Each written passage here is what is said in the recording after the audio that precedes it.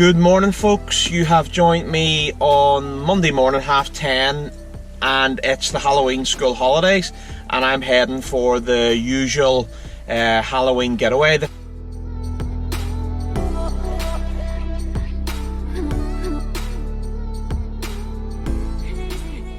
We're about 10 miles out. Traffic's been very easy getting here.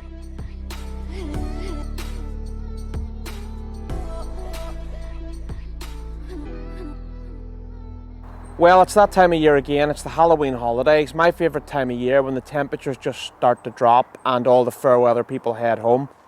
I'm at a lake that I know that has slight form for a winter fish or two. I've filmed a few times here before, and to be honest, this is where I cut my teeth in carp fishing. So I'm here for a couple of nights. I've got the rods out on the spots that are known spots for this time of the year. We'll see what happens over the next couple of days, and I'll keep you posted, and let's hope it makes a good video. If you haven't already, make sure you like the video, subscribe to the channel, and if you want to get updates on what we're doing on the channel, make sure you hit that bell for the notifications. It just means that you'll get to see what's happening. But I've also got a few bits of pike spinning gear down with me this week as well, so I'm going to have a wee dabble with the spinning rod to see if I can entice a pike. I was speaking to a guy here that I met for the first time today. He was packing up just as I arrived, and he's had a couple of mid-double pike on mackerel dead baits. So I've got a couple of 4D trout and 3D roach from Savage Gear, so we'll try them and see what happens. But we're here, we're carp fishing over the next couple of days, and let's hope for a fish or two on the bank. Pacing back and forth, oh, I don't understand why you're standing right here. All your shots have scored, no, scratching at the scars you left on my skin. We fight and we fall and we rise through it all till we find what we want, and we lose it all again. Your touch on my skin, pull me close, take me in, just me, just you, lost in the moment.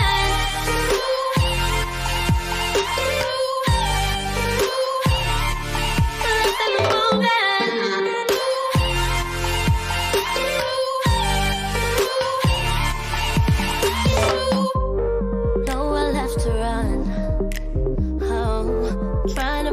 Time we know it's all done.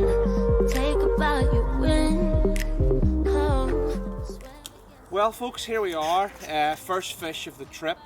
A little common, and it's only about £3, but it put up an absolute scrap and sent the bite alarm into meltdown. So it's about 9:30, and it's a great start to the trip. So happy days. I'm going to slip this wee scrapper back, get the rod back out, and then let's hope for a few more.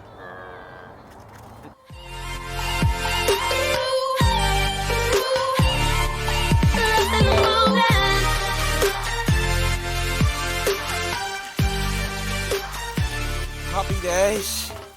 Morning all. Well, it's about 7:30 in the morning, and nothing else to report during the night other than that little sort of £3 common that I had. But I've seen a few pike jumping, so I've got the lure rod, I've got my old friend the 4D trout. I'm going to take a few casts just to pass a bit of time this morning.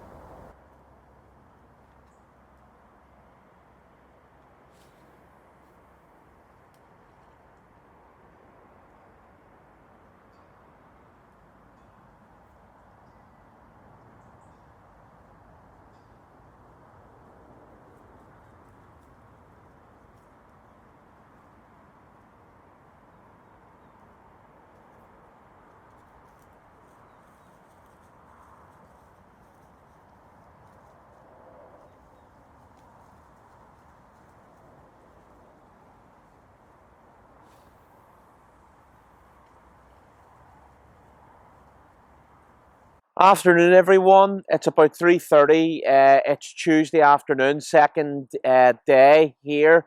Arrived around about this time yesterday, or a wee bit earlier. I'm just about to get the rods out for night number 2. With the clocks changing in time, it's getting dark quite quick, so I like to have the rods done for about 4 o'clock.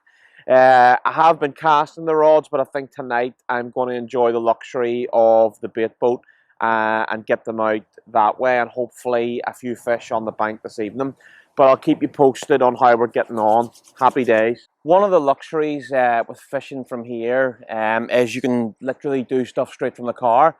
So what I've tried to do on this session so far, and any other time I fish here, is keep the bivvy just for sleeping, eating, watching movies, relaxing, even sometimes tying rigs, but that would be more bringing the stuff from the car to do it if I was bored in the afternoon.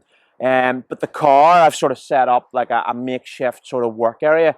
I have the bait boat sitting here, which is ready just to carry down if I get a fish. I have a bucket here. The bucket has all my bait inside it. On top of the bucket, I have my pop-ups that I'm using, bait needles and things, and then my tackle box over to the side here as well. I invested in the corded tackle box, and I literally have everything in that for the session, and it's just sitting nice and neatly there in the car. As I say, I've got my rigs and everything in there that are the go-to rigs. Bags of leads and back leads sitting there as well, ready to go. Extra hook links and bits and pieces in the cases. Terminal tackle that wouldn't normally be used, but is a good backup. So if everything's sitting there ready to go, what it means, I can just literally at dark come over, footer about, get set up, and get the rigs back into position. So that's basically the plan of attack. Now, what I plan to do now is tidy up the bivvy, make sure my work area is all tidy, make sure my landing nets are sitting ready, that I've got my whereabouts ready for when it gets dark, order myself something to eat, and just chill out for a few hours and relax. And hopefully Mr. Carp will be playing ball tonight. It's been good, because usually the bream in this lake are quite prolific, and there was nothing, fingers crossed, last night. So hopefully we have another problematic night without the bream, but let's hope for a few carp on the bank. But that's give you an idea of how I'm sort of running the back of the car, and later in the video hopefully I'll show you a bit inside the bivvy as well, but there's not much going on in the bivvy.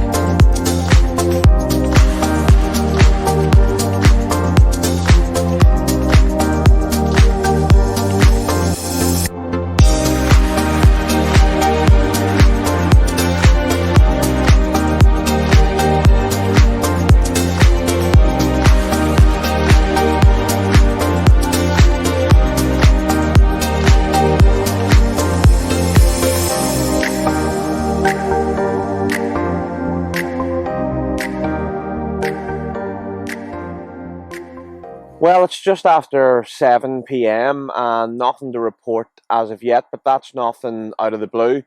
Bites on this lake don't usually come to sort of between sort of 11 o'clock and 11 the next morning, really. So it's sort of a bit of time to kill at the minute, but I put the rods back out around 5 p.m. It's now, as I say, just after 7, and it's time to just chill out and relax for a bit. As said, there's nothing massive in this lake, sort of fish to double figures, and that's about it. It is a difficult enough water, and the fact that we're fishing it during winter makes it even more.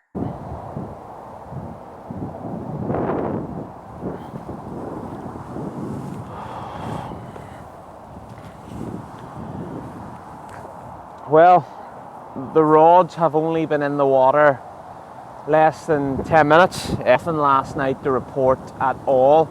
And then I got a bobbing movement of up and down, and you know what's coming now. Our old friend, Mr. Bremus Maximus. So, not what we want, but at least we know that the rigs are working and there is fish in the area.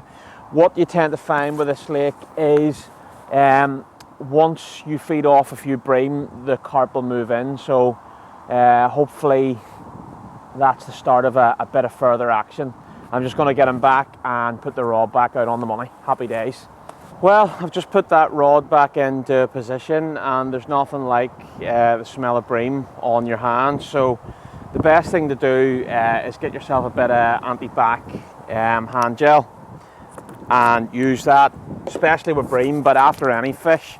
It just means that you're keeping your hands sterile and clean.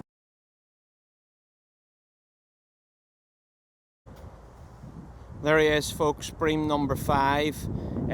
Literally bream number 5 off the same rod in the space of 40 minutes. So I need to change tactics. I'm putting on a bigger hook bait. I had a 12mm Horizon Baits Pineapple Special on a Ronnie rig. I'm going to change that rig now to a Snowman rig and get it back out into place. Well, I've had 6 bream, 1 lost bream, so 7 bream runs in 50 minutes. It's absolutely unbelievable. As said before, I've upscaled to 15mm bottom baits, tipped off with a bit of quarter plastic corn on the end as well, just give it a bit of visual attraction and also to make the hook baits slightly bigger. The bream are just prolific in here. Once they start feeding and you're on them, that's you. Now, I must say a massive thank you to my good friend Eamon Toner at ET Leads. At the minute I've been using Eamon's back leads. Hopefully you can see those there. Alright, get them focused in. Yep, there we go. I have those back leads on at the minute, and I have a different medley of leads on from Eamon as well. I said he sent me them over the summer there, and I just haven't had a chance because I haven't been out enough to properly use them. But a big thank you, Eamon. Your back leads are brilliant. If I come in closer again, I mean, that's the more expensive clip for the back lead. The way that works, once the line's in, that's it in. And it's not going to flick off when you're playing a fish. And the other thing about it is they're not that heavy, so it means that it's with the massive big O-ring at the top, it slides right down the line and puts you in direct contact with the fish again. So I must say, Eamon, well impressed with the back leads, and with the leads in general as well, and with the service. So big thank you to ET Leads.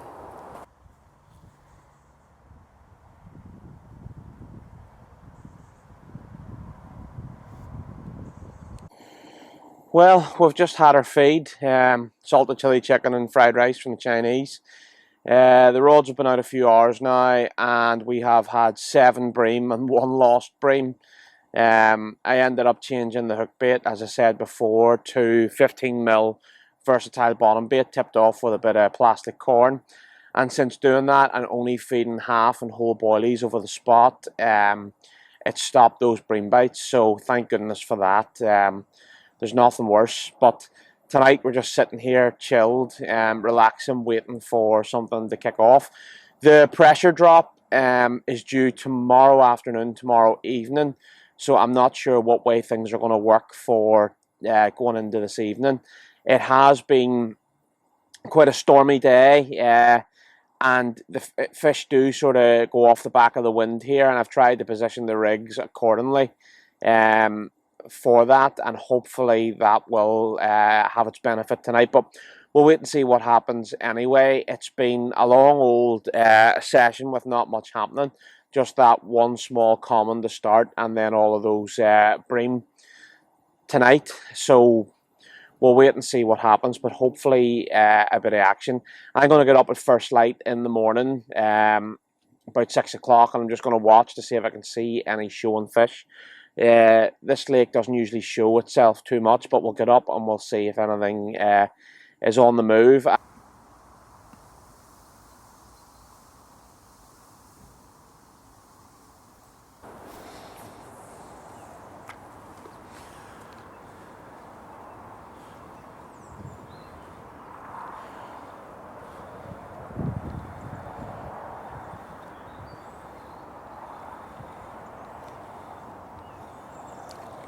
Well, folks, here we are into day 3.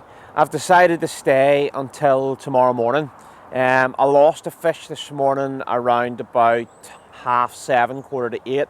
For some reason, over the far side, there must have been something jagged, and unfortunately, just after the leader, the line was cut on something sharp after only playing the fish for less than a minute. So this morning, when I got up, I brought the rods back and I recast them out onto the spots, and I'll give it till about 4 o'clock and then I'll reset them properly for this evening. Now, I have really held back from putting too much bait in. It's last chance saloon, so I think I'm going to spread out a kilo of boilie between the 3 rods just for tonight, for the last night, just to see if I can entice something into the spot. Yesterday I had 7 bream. And with the way I've been crumbing and cutting the boilies, they could be just coming in and mopping up all of the bait before the carp get a chance to see it. So I could be out there fishing with singles and the fish are just passing by. So that's the tactic for this evening, just an out and out boilie approach along with runny rig hook baits.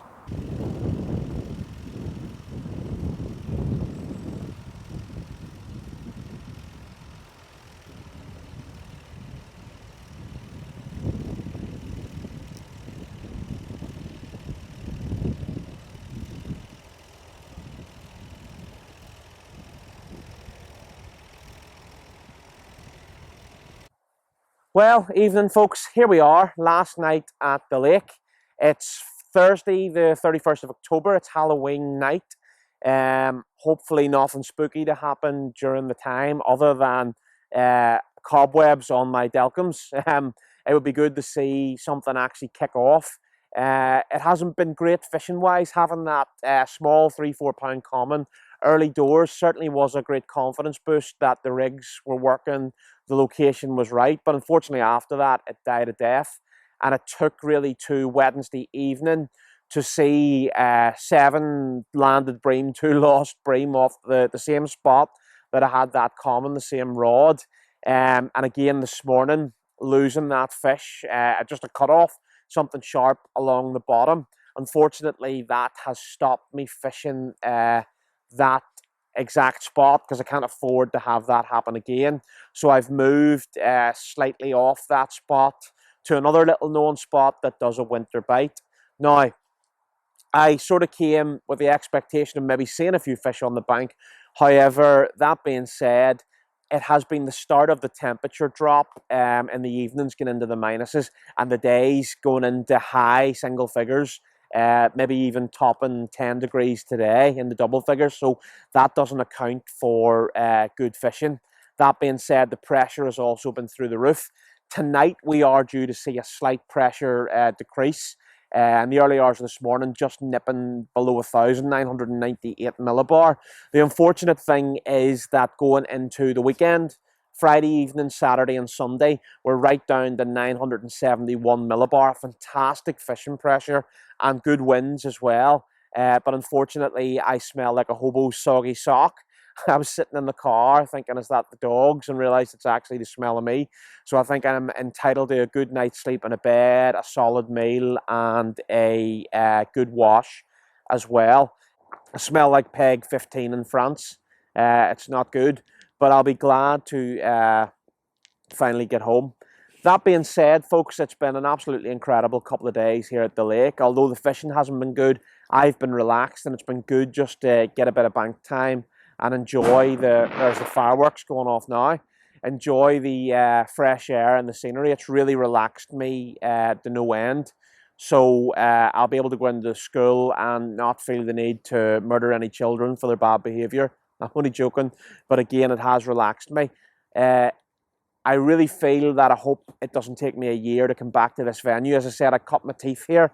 This is where I started to learn all about carp fishing. And it has really taught me a lot. I know a lot about the lake in terms of the spots, and it just hasn't worked out. The one worry for tonight, going into the tonight, is the fact that these fireworks might put the fish off feeding. A lot of loud bangs, you can feel the ground vibrate. I remember fishing here Halloween a couple of years ago, and it didn't do me any favours either. As you can hear, it's loud. But we'll give it our best cause. We're here till the morning, or at least till sort of just before lunchtime. You got to be in it to win it. So if anything happens through the night, I'll keep you posted. Happy days.